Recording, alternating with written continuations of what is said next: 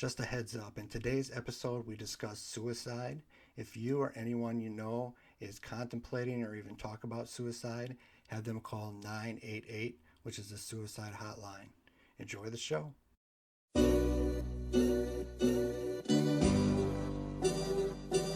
Still a b-boy, from the old to the new. Still a b-boy, too bold for the school. Still a b-boy, east coast to the west. B-boys worldwide, we supposed to be blessed. Still a b-boy. This week, we're heading back to Houston, Texas. Last week, we covered the Ghetto Boys, and this week, we're covering a member of that group with hardcore, crazy lyrical content and that distinct voice. He might have been short, but he never took no shorts. This week, top 10 Bushwick Bill solo songs. Joining me, Raven Hunter, Rowdy Jesus, and Brad Sadler. We're going to talk some Bushwick, Chuckwick Bill. And I'm going to start off with what I think most people agree is his best album ever, 1995's Phantom of the Rapper. And I'm going with the song Already Dead. One of my favorite opening lines to any song in history is "Look into my eyes," or should I say my eye. It makes me laugh out loud every time I hear it, for whatever reason. The haunting beat fits the vibe of this album perfectly. And it's just those classic Bushwick lines. And that first one, it's the kid in me. Look into my eyes, or should I say my eye. That's why it made my number 10. Already Dead. Raven, what's your number 10? So my number 10, I actually went to 2009's my 10th Testimony of Redemption for No More Child's Play. I actually love this song, as ridiculous as it is for such a switch for Bushwick Bill, and every other song on this list. But G-Spot Productions produced it. It was just a really dope hardcore beat, and it's technically, quote unquote, the finale of the Chucky series. So I had to show it a little bit of love, even though that's about all the love I can give to that album. That beat is hard. I'll give you that. That beat is hard. And then we'll just go on to the next person. Rowdy Jesus. Speaking of Christian, Jesus, the rowdy one. What's your number 10? My number 10 off Phantom of the Rapper is Who the Biggest. Who the Biggest. The way the song was put together, just it made the list just because it's a well-constructed song. It's not my favorite lyrics by him, by all means, or the favorite beat, but altogether, rounded song, and I like his delivery on it, so it made my list, number 10. And it's a great hook. Yeah, the hook's really good, too. Right. CJ Mack's on that, right? Yes, he does the hook. Yeah. CJ Mack, West Coast, because he was on Rap a Lot at the time. He was, yeah. Yep. He had an album out on Rap a Lot. And then he did some stuff with Cube, I think. And Dub C and him worked real close after that, late 90s. Number 10, Brad. What's all yours? right. Well, I'm first of all, I want to say that Bushwick Bill joins some artists that were awesome and then they turned Christian. That would be in my world, Alice Cooper, Blackie Lawless, and then of course Bushwick Bill. I will be sticking with his. Well, maybe he was always a Christian, but he, kind of said his past was horrible. If you read interviews, he was like, "These lyrics they made me do. I had to do drugs to do them, and they were not my character or whatever." Well, I think they're awesome, and I've kind of just I will ignore anything past Phantom of the Rapper. I will tell you, I was never more disappointed than the day I got, I think the album was No Surrender, No Retreat. I was so excited to get it because I was such a huge Bushwick Bill fan. And I remember I was sick. I think I was in college but I was home and I was sick and I got the album, I put it on and I was like, oh, what the fuck is this? This is terrible. But anyways, let's talk about positive things. So I thought I'd show a few things that I have from my Bushwick Bill collection and my Ghetto Boys collection as well, too, because I didn't show some stuff last time. But this is the album for Phantom of the Rapper. I have the U.S. version and the European version. There's two. I mean, they're the same songs, but they were printed in USA and Europe, and I had to get both. And then, interestingly, the Houston Chronicle, maybe a few years back, was selling all of their old, promotional 8x10s. And they had a lot of stuff on there from other artists as well, but they had tons of Ghetto Boys and single Bushwick Bill, Scarface, Willie D. and they were selling them for cheap, like 10, 15, $20 a pop. I bought tons of them. And then so when I organized my albums, I put them together with my album. But anyways, I'm going to start things off slow with Times is Hard.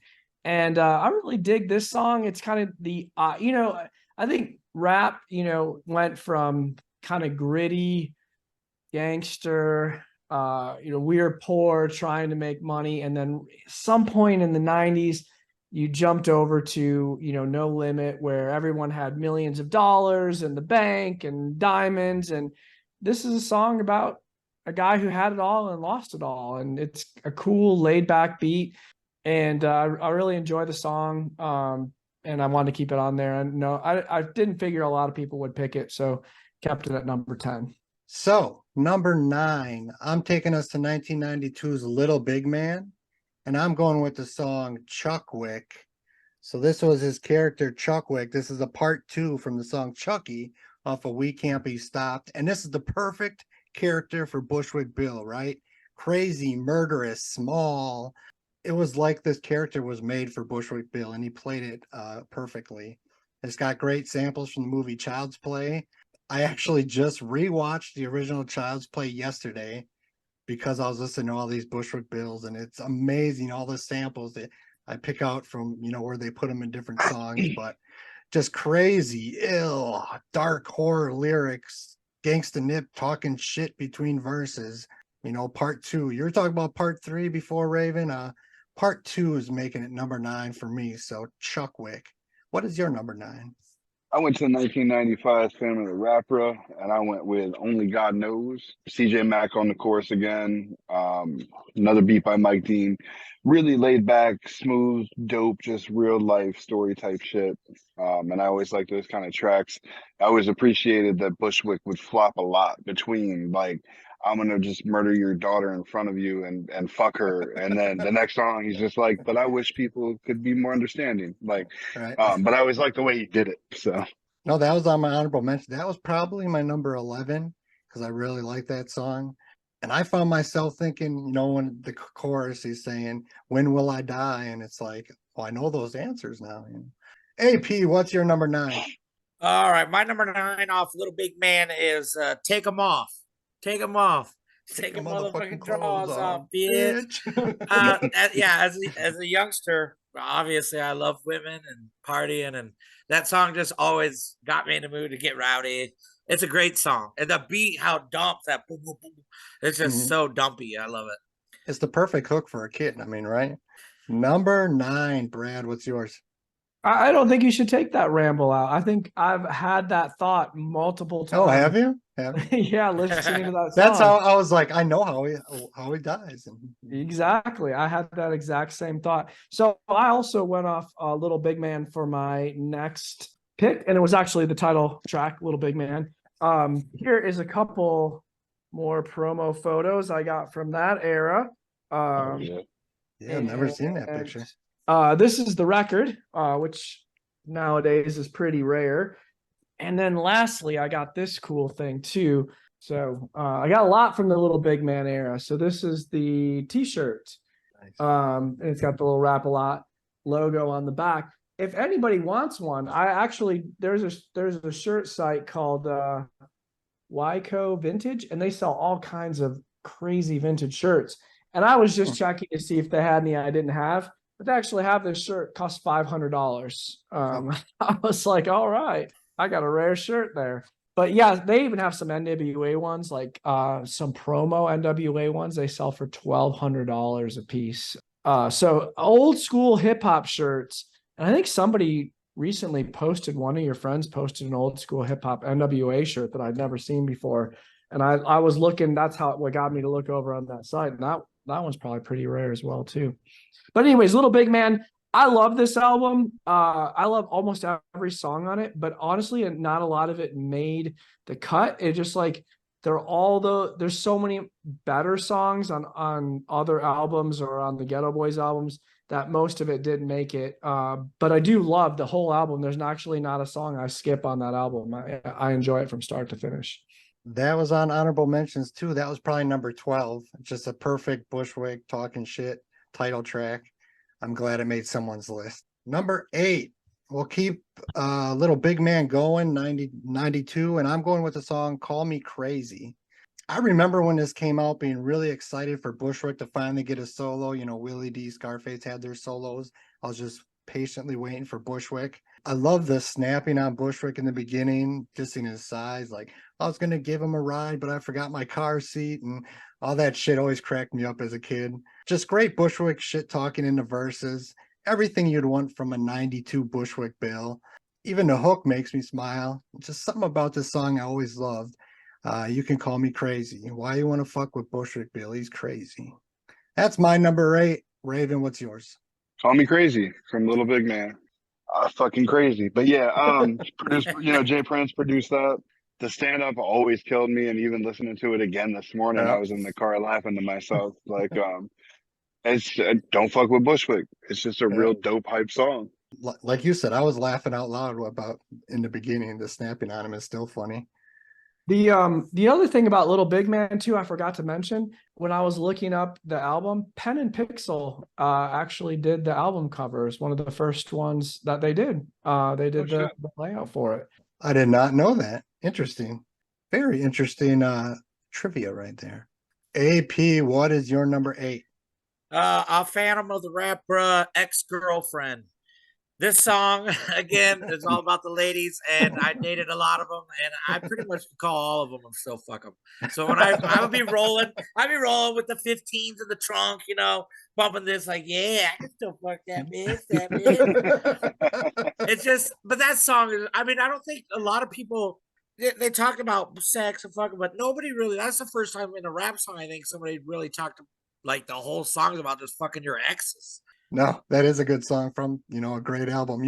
There's really no bad picks off of that record, which we're going to find out. But another one to make you smile. Number 8, Brad, what's yours? Here's another record, different one, sealed. This may even be the European one. There's Bushwick, all happy because he's fucking all his ex-girlfriends. That's number 8 too. So, I love some hip hop bravado, where and just the whole thing of Bushwick being such a player that he's got a cadre of ex-girlfriends that he can call at any time, and to me that song is awesome. And if you read interviews with him, he talks about pre-rapping how he could barely get any girls, and then once he started rapping on the hip-hop albums, all the girls wanted to have sex with him, and it was like kind of blew his mind. So yeah, I think that song's awesome. I love that little bit of bravado, so I had to keep that on there for sure. And I love how he names them like, I can still fuck Michelle. He straight calls them out. Yeah. Okay. Number 7, I'm taking us to 1991, the Ghetto Boys We Can't Be Stopped album. And I'm going with the OG of the trilogy, Chucky. I talked about Chuckwick, which was the part 2. I think the part 1 I like just a little bit better, even though they're very similar.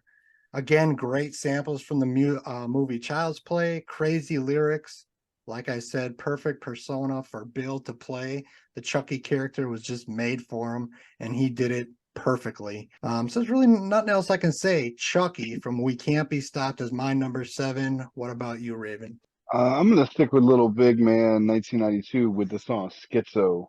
That's just a dope ass beat with some hard ass lyrics. That classic Bill. That's the Bill that I love, is like the mind of a lunatic, schizo. Like the best part of Bushwick Bill, in my opinion, is that whole persona. So I went with Schizo.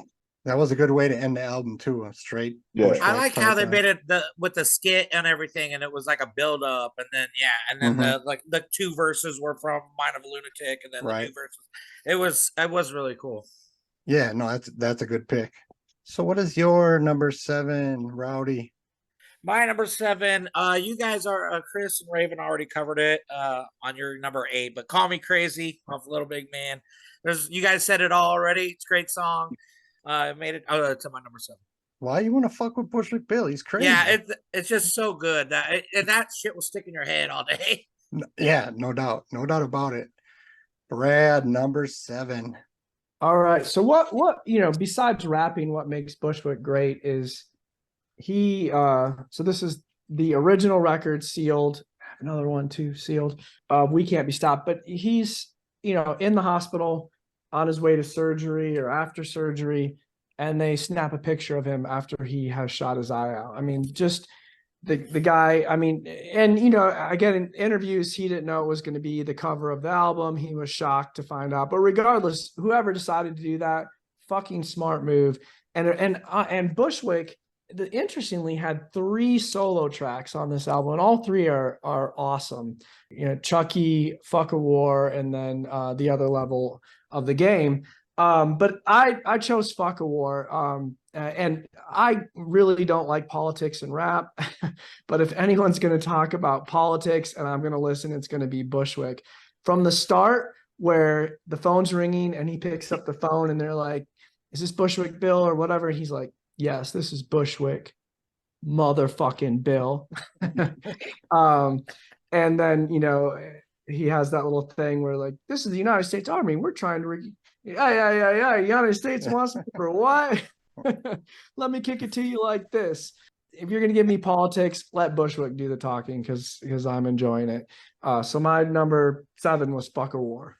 Bringing up that album cover, it is, I mean, that's one of the most iconic album covers of all time, and that it was not staged as in faked. That was literally the day he was at the hospital shooting himself in the face. Is just mind-blowing to think about. But you're right, whoever decided, whether it was, I could picture like Jay Prince saying, "Ooh, we got to get this on camera" or something.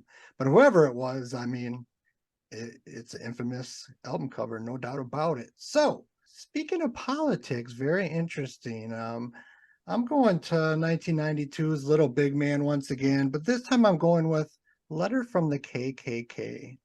I always loved this song because you had a lot of like anti-black on black violence song that rappers would do in this era, but this was a cool take on it. The Klan sending Bushwick a letter thanking for doing their job for him. I just thought it was a really interesting concept. It's a faster beat, but Bill does just fine keeping up with it. The hook is simple, but fits perfectly. And I just thought it was creative to talk about black on black violence from this perspective. Bill isn't known for his conscious songs, but this is just one of those I always love. So had to make my list. Letter from the KKK. Raven, what's your number 6? Number 6, 91's We Can't Be Stopped with Chucky. It kickstarted that whole little series for us. We had plenty of fun shit come out of the series with Gangsta Nip and everything writing. And I just always loved that song. The samples from Child's Play are awesome. Dope ass beat. Horror as fuck. Number 6. Rowdy Jesus, what's your number 6? Off Phantom of the Rapper, Bushwickin'. Now this beat, how it comes in, and that sample or that loop they play for the chorus, it just crushes. And the lyrics are so hard on the song that you get sunk into the song itself. And we could say that about almost every song on that entire album, obviously, but this one always stuck out to me as one of the best. Brad, what is your number 6? All right. So my number 6 we've already talked about is Only God Knows. And like you, I had the same thought as back then in 1995, Only God Knows. But, now we all know. And it was pretty devastating for me when Bushwick died. Actually, he was a friend of mine on Facebook, and would occasionally just, I would post things and I'd tag him in it and he'd put little like hard eyes. One day I woke up like pretty close to right before he died. He sent me a little good morning message on Facebook. So I'm sure religion made him like a really nice guy and all that. Just made his music terrible. But the fan. So I had an interesting way I came about listening to, the Ghetto Boys. I should probably tell that story. I came into hip hop late, as you all know. In high school, I was pretty much a heavy metal guy and didn't really get into hip hop until 92. When I was in high school, though, all my friends loved the Ghetto Boys and loved, so I'd heard of them, and I kind of liked Mind Playing Tricks on Me, but I never really bought any albums. And I was in college and I was just about to do a semester in Chicago. And I went to our local record store in the college, and they had this Bushwick album, Phantom of the Rapper, up there. And being that I, kind of liked Esham and horror rap, I was like, oh, well, this looks kind of cool. Like it looks kind of like it'll be kind of rap, horror rap. And I bought this album. It was the first Rap-A-Lot release that I bought and listened to on my own. Took it to Chicago, and I was doing an internship there that I never actually showed up for. Spent the whole 3 months basically hopping around record to record store, fell in love with this album, listened to it over and over and over and over again. And then I went to the record stores and I found other Rap-A-Lot releases, other Ghetto Boys releases, Scarface releases, and then even other Rap-A-Lot artists. And everything was amazing. And so I spent like 3 months just immersing myself in Rap-A-Lot and all their records. And so it's just like a special time for me. And Phantom of the Rapper was the record that kicked it off, which is why I have like a million songs from that record on there. And that sounds way better spending your 3 months in the school of Rap-A-Lot Records than whatever you're going to do in actual college. I mean, shit, I'd have signed up for that course. The internship I did was at a hospital. It was playing with little kids who were in the hospital sick, like playing video games. It was the most boring thing ever. And any chance I could get to call out, like one day was Rosh Hashanah, and I just didn't show up. And then I came back the next day, and they're like, "Where were you?" And a lot of people think I'm Jewish because of my nose. I was like, "Oh, it's a Jewish holiday. I could come into the hospital." They're like, "Oh, okay." All the dirty laundry is coming out. I hope no one from that hospital with them poor sick kids who are probably dying. Oh shit! That you just ghosted. Damn. I was very young. I'm a hard worker now, but back then, no. Number 5, and we're gonna stay on 1995's Phantom of the Rapper, and I'm going with the song "What You Gonna Do." It's a great first song, which people know by now is important to me. I love first songs that really kick it off. From that intro where he's getting interviewed by that lady, and it fits right into this song just perfectly. Great hook. I can't say enough about this hook. I think it's perfect. John Beto on the beat, who did a bunch of songs on this record. I wanted it higher actually, but just kept getting bumped back. But such a great first song. What you gonna do when the world's on fire? Light a spliff and keep getting higher. That's my number 5. Raven, what's yours? I think maybe it's the same. It's what you gonna do when the world's on fire. Damn, again. Yeah, it's a great beat, great topic, great hook. Pretty sure CJ Mack is in that hook a little bit too. He's all over that fucking album, right. I know that. So I mean, yeah, you just pretty much covered everything again. So what you gonna do? Number 5, AP, what's yours? Little Big Man, the title track. That just makes you fall in love with them instantly. Does it not? I mean, when you hear it, you're like, oh, yeah. I'm in. He can do the solo stuff. You love it. It was what you wanted from a Bushwick Bill song. And right. And it's kind of like, I feel like it's the layout to get you going. You already knew he could do solo songs. Obviously, he did them on the Ghetto Boys albums, but that one started like for a solo CD. It's like, yeah, he can do this. This is going to be great. You know who I always thought should make a song together? For some reason, I think it would have been so cool. Is Bushwick Bill and Eazy-E. I don't know why. Oh, yeah. Just those distinct really voices together. Yeah. They would have made a really amazing pair. Yeah. Number 5, Brad, what's yours? All right. Well, this had to be on my list. I do have the tattoo homage. Am I getting it in there? Yep, good? You got it. So this is on my back. I obviously can't show you my back right now, but this is actually my only hip-hop tattoo is Chuckwick. But the song I chose is Chucky. I think it's better off We Can't Be Stopped. A couple of cool things about that. You think that like Bushwick is kind of pretty underground, but I've been to a few hip hop shows where like before the artist comes on, that song gets played and the whole audience like can rap it from start to finish. And you're like, damn, okay, cool. I'm not the only person that listens to, I mean, We Can't Be Stopped was a huge album, and that was a, really cool song from the album. But it was cool to be in, I can't remember which concert it was in, but I just remember like looking around going, oh man, this is fucking awesome. Lots of people love this song. So Chucky, number 5. So we are to number 4. And I'm going to a Ghetto Boys album. 1996 is The Resurrection. And I'm going with the song I Just Want to Die. Now, there's a lot of suicide songs in hip hop, but I think this one captures the feeling so well, especially the beginning of the third verse, which is really raw. But the detail and the emotional pain he gets across, I really think comes across in this song. And maybe songs like this can let someone know that they're not the only one who feels like this. Oddly enough, in my deepest mental illness moments, songs like this actually always helped me for some reason. But if nothing else, it brings up the subject. If anyone is truly suicidal, reach out. But I really think he just captures it perfectly. Beat by Mike Dean, fits the vibe. I've lost friends and family to suicide, so it's tough to even bring this one up. But I think he captures it perfectly. So number 4, I just want to die off the resurrection. Raven, what's your number 4? Who's the biggest from Phantom of the Rapper? Again, Mike Dean, killer beat. CJ Mack doing the chorus and shit with him. That's just a really good beat. It's one of my favorite beats on that album. Of course, that was the first single, so it was the first thing you really heard from that album anyway. But just it's hard as fuck, and I was just happy to hear Bushwick back, especially going that hard. And he is the biggest little motherfucker I know. So Facts.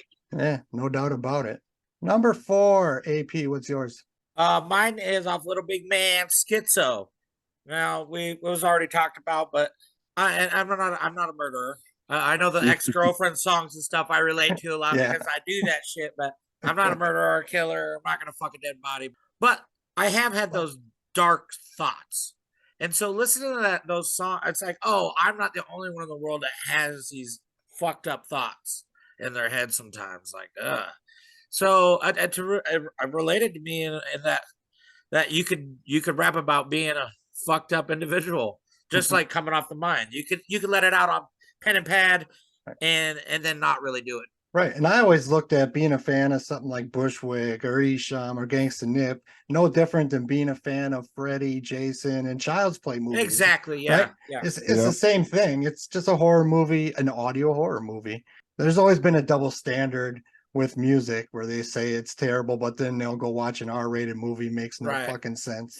Number 4, Brad, what's yours? We've talked about it a bunch. Who's the biggest? Great track off a great album. It just sounds really good. And once again, it's just always funny to hear Bushwick talk about, beating people up and doing all that stuff. It's just so over the top. And that's the great thing about Bushwick. It's just incredibly over the top and sensationalistic. And again, I read actually All Music gave Phantom of the Rapper a really good review, like 4 or 5 stars. I mean, musically, that album is so, and I'm so glad I bought that one because it just, I mean, that song is so catchy and so good. All the beats, like you said, Mike Dean, when that guy started helping out with Rap A Lot, he just elevated them to another level. And that's right there in that time frame where he was killing it. So we are to the top 3, and I'm going to stick with the Ghetto Boys. I'm going to either 1989's Grip It, 1990's Self-Titled, Size Ain't Shit. I loved this song back in the day when it came out. Just awesome lines. Basically giving a middle finger to the people who laugh at him because of his size. So many great one-liners in here. While you're getting on your knees to fuck a brother like me still standing up. I mean, you're picturing Bushwick doing that. I mean, you can't tell me you're not. The beat was by Ready Red, their DJ. When I started this list, I was thinking this would be my number 1. It's just such a great song. Very nostalgic for this song. So Size Ain't Shit is my number 3. Raven, what's yours? The Sizing Shit would have been like my number 11, probably followed up by like The Other Level. Like those are really solid songs. Right. My number 3, I think you talked about Already Dead from Phantom of the Rapper. Yep. Just it's a really gangsta as fuck beat with a really dope vibe and flow. John Swift produced that beat, if I'm not mistaken. It was just killer song. Yeah, and like I said, one of my favorite opening lines for whatever reason. Yeah. Number 3, AP, what's yours? Already Dead. That's funny. I mean, it's one of my favorite Bushwick songs of all time. It's number 3. It's that great. Everything about it, and yeah, the sound quality obviously is up there was some of the best you heard around that era, and I had to put it up. Number 3 for you, Brad. All right, so I'm going with either 1989 as well, and I brought this because I talked about it last week. This is the promotional photo from the second Ghetto Boys when they were still going by GHETTO Boys, but it was the group we know, and there's Bushwick back there. And then also we talked about that awesome blood logo. They actually made a shirt for the Def Jam 1990. You can see the little Def Jam logo there on the side, and then on the back it says Bushwick. It says play pussy get fucked in big ass bold letters, and you know that comes from Size Ain't Shit. And that is my number 3. Like I told you guys before, that album, just the whole album is it just gives me tons of energy. That whole song is just awesome. Once again, it's over the top. Bushwick kicking people's asses and fucking chicks standing up and all kinds of things. It's great. It's an awesome song. So it hit my number 3. Number 2, I'm going back to 95's Phantom of the Rapper. Who's the biggest? Bushwick, aka Chuck, 4'8" and straight don't give a fuck. I love this song. So many great lines on here too. We can go toe to toe or shoulder to nut. It's just those little things like that just I love. Great hardcore gangsta shit. Like we said, CJ Mack does the chorus. He was what Rap Lot at the time. And I wanted to bring up the video because there's this part in the video where he's kicking people's ass and they cut away to these people flying in the air like Jazzy Jeff from Fresh Prince when he'd get thrown out. Bushwick's fucking throwing a punch and the people are shoo. I forgot that existed. Oh my god. It's so fucking funny. I rewound it 3 times to rewatch it. It's funny as hell. Rap a lot at its finest. Everything you want in a Bushwick Bill song. So that's my number 2. Who's the biggest? What about you, Raven? Number 2, I was actually super surprised to hear someone bring up I Just Want to Die. Really, just a really good fucking song. When I was in my youth, I did attempt suicide a couple of times. Thankfully, I failed. I appreciate life more now. But, 2 years ago, one of my best friends took his own life, and it completely changed my outlook on suicide. So, I don't know, that song's just it's always been one of those just dreary songs that I really liked. And I think it really gives the feeling. It's very raw and very perfectly. Just raw and guttural. It's like no other song about the subject. I mean, you can talk about the Esham suicide or not, or all these groups, but I think that one is the rawest emotion, especially the third verse. The first 4 bars, just so descriptive and just feel what he's saying. You can feel it. Yeah, it's such a powerful song. I'm also surprised someone else had it on their list, but of course it was you because our tastes are so similar. AP, what's your number 2? Real quick before I say my number 2, everybody's been bringing up suicide, and that's good. I've lost a bunch of friends recently, so yeah, if you need somebody, please reach out. That's I'm glad you guys aren't scared to talk about it. Some people like to shut it out and shut it down in society, but communicate. I always listen. If anybody out there, you can always email me or message me on Facebook or Instagram, or I would talk to you. So, all right. Definitely. Also, real quick before I mention my number 2, I think we all had Who's the Biggest on our list. Yep. So I just wanted to mention that's probably the only song that made everybody's list, I think. My number 2 is What You Gonna Do off Phantom of the Rapper. It was brought up earlier. That song, the chorus, I'm gonna light a blunt, keep getting high, whatever. So after he passed away, I made a song just on YouTube, testing out equipment and shit, and I kind of borrowed that chorus. So that chorus was so cool to me. I had to use pieces of it to write my own song just because Bushwick's the best. Brad, what is your number 2? Are you foretelling the future? Because I haven't yet said what you're gonna do, but we're not going there. Y'all are, talking about positive shit, and I'm gonna get way down. So here's a cool photo I got from the Houston Chronicle at Bushwick. I think they're hanging out at like an airport.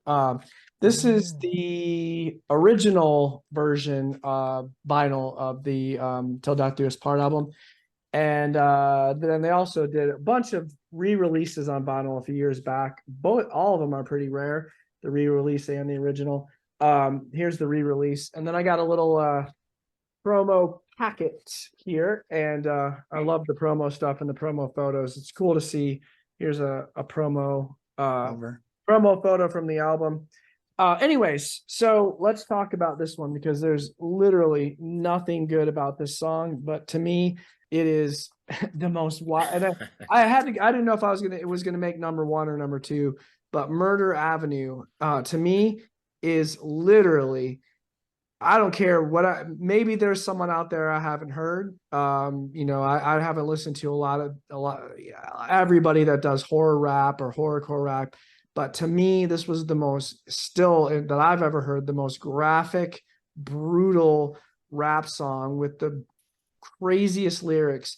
And I love to play this song in the car when my wife's there and just like look at her disgusted reaction every time I play it. Like, what the fuck is wrong with you? And you know what? Like, I had no like positive thoughts like, gee, I'm glad that people share the weird fucked up shit in my head. I was just like, this is fucking awesome. I love this out there bizarre shit. And I can't even put a positive spin on it. It's the craziest song ever. And he tries to put a positive spin at the end, which he's like, inspired by Jeffrey Dahmer, so deal with it. And it's like, okay, whatever. It's incredible song. That was on my honorable mention. How many of us have forced our friends or spouses to listen to horrorcore rap before? Right. Me Yeah, everyone, definitely. right? We force it. Hey, you got to hear this line. Here it goes. Yep. I used to do that all the time to my ex-wife, thinking like, you got to hear this, song, and she'd be just looking at me like, you're explaining, Brand. Like, what the fuck's wrong with you? They just talked about putting a baby in a blender or some shit. What the hell's wrong with you? That's funny. Yeah, we have all definitely been there.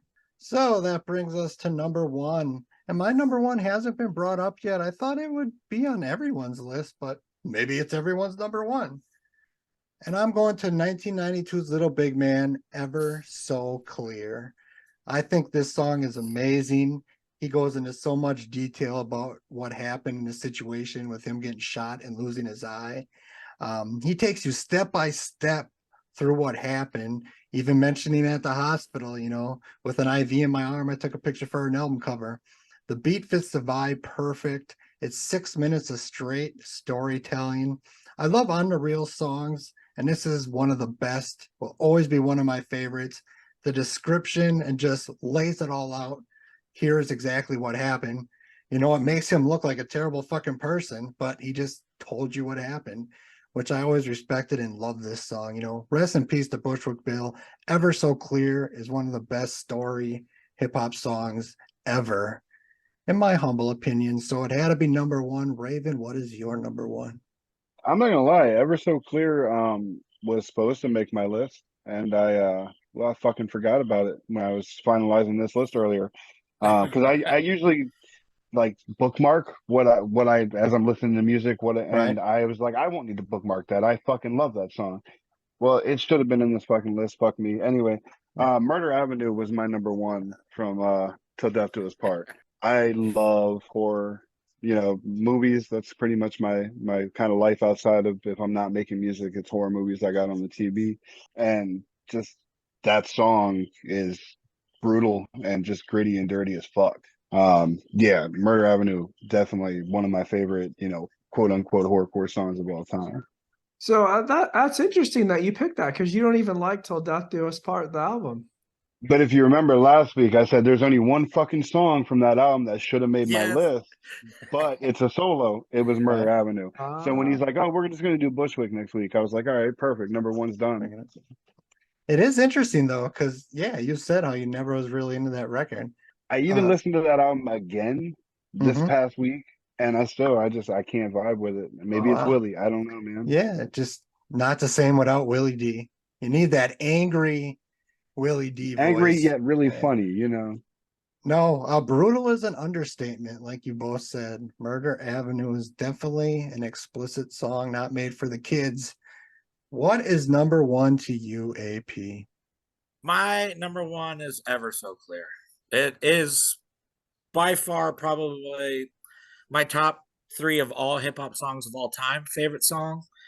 I had the cassette. I couldn't find my tapes in time for this, but I have the cassette of the solo or just the single. And on the other side is an instrumental. And I played that shit so much that I would just listen to the instrumental and rap along with do the lyrics for him. And then that was pretty much my first rap performance. I would do it in front of my friends. I would do Ever So Clear, like, hey, watch this, guys. I got this down. The song means so much to me. It's just so like how you know, you could just be going through your day and then shit just goes sideways, and how you handle it is always gonna probably be the wrong way. So no matter what, you're fucked. But you gotta turn all that bad into something that can benefit you later. Like you gotta learn from it. Yeah. Got a monkey on my back. I can't shake this. I'm having suicidal thoughts, hoping that I don't make it. Come on. Yeah. There's everything he spits in that is just so beautiful. It is. It's so real and honest. In a genre where people aren't always very honest, he's so raw and honest about a situation. Because I'll listen to it and it doesn't paint him in a good picture. I mean, No. the shit he's doing is right. It's horrible. It's but horrible. I mean, but you everybody looks in their own life and you look back and man, I done some fucked up shit. Right. But did you learn from it? Right. No, I'm glad that made the top of someone else's list. Such a great song, Ever So Great. Clear. Raven, I'm disappointed in you. Yeah, Raven. You know, Bro, I'm super pissed that No More Child's Play made this fucking list. right, and and Ever So Clear so did it. Wow, this is terrible. on me. I'll take this out. Definitely an L. Number one, Brad, what's yours? So yeah, when I first started, I had like 4 or 5 from Little Big Man, and then I just had to keep moving them off and moving them off. And Ever So Clear was the last one to be moved off. I had Call Me Crazy that you guys picked, and I love Ever So Clear. But then when I was going through, I was like, you know what? I bet you a bunch of other people are going to pick that, and I really do. I mean, the first time I heard that song, I was like, oh man, that's so cool to hear the backstory about how that happened. Mm-hmm. But it wasn't like a repeatable song to me where I was, I mean, I have listened to it and repeat, but I didn't get the same feeling. Now, when I listen to my number one, What You Gonna Do, that song just gives me that awesome feeling every time I hear it. And the cool thing is I gauge, like, obviously we're all in this little world where we kind of like the same kind of hip hop music. I mean, you guys, I think, like a lot more than I do, but I share some of your world, but a lot of normal people don't share any of this. And like, this is very esoteric, like all of these albums and songs, not a lot of people listen to or even listen to repeatedly. We're at a small percentage, but I have a couple of friends who just like songs and not necessarily like albums and bands. And I got them turned on to, you know, I'd be, hey, you got to check this out. And What You Gonna Do was one that multiple people were like, oh man, that's a great fucking song, and would listen to it over and over again. And so what I'm trying to say is it has reproducibility outside of a small niche. That's how good that song is. And so that's why I edged it out and put it at number one over Murder Avenue, which I thought Murder Avenue was going to be number one when I first made my list. So that's our list. Honorable mentions. This time I only have 2 that weren't brought up, which usually I have a longer list. And both of them are just made my honorable mentions because I needed to have more than a handful on it. But off a Little Big Man, Stop Lying, and off No Surrender, No Retreat, which, just like you, Brad, I was so excited. Finally, a new Bushwick Bill album. Yep. I put it in all pumped up and was like, Yeah, what the no, I remember fuck? even me and my brother sitting there listening to this going, what the fuck happened? But there was one song I kind of sort of liked lyrically, and that was a song called Tragedy. But other than that, I mean, anything post Phantom of the Rapper solo albums are very rough. I mean, nothing like he started. But another one in the books, Bushwick Bill, rest in peace. Such an entertainer, right? Is a good way to explain him. Such a personality. And I'll bring up Eazy-E again. I always looked at Eazy-E more than a rapper, just like a personality, just so unique from the voice to the personality. Bushwick fits in that category too. What an artist, what an amazing artist. It's weird that he ended his career as a Christian rapper, but life takes strange turns for people one day. Maybe I'll make a Christian song one day. I won't. I hope not. I mean, I will never make a Christian song. Fuck that shit. Thank you. No, I mean, I know I won't, but I bet Bushwick didn't think he would either. But who knows? Maybe it was a character. Maybe all along he was religious. Who knows? We can only speculate. Another great one in the book. Yeah, what else can we say? Rest in peace to Bushwick Bill. Have a good night, everyone. Till next time. See ya. Still a B-boy, from the old to the new, still a B-boy, too bold for the school, still a B-boy, East Coast to the West, B-boys worldwide, we supposed to be blessed, still a B-boy, from the old to the new, still a B-boy.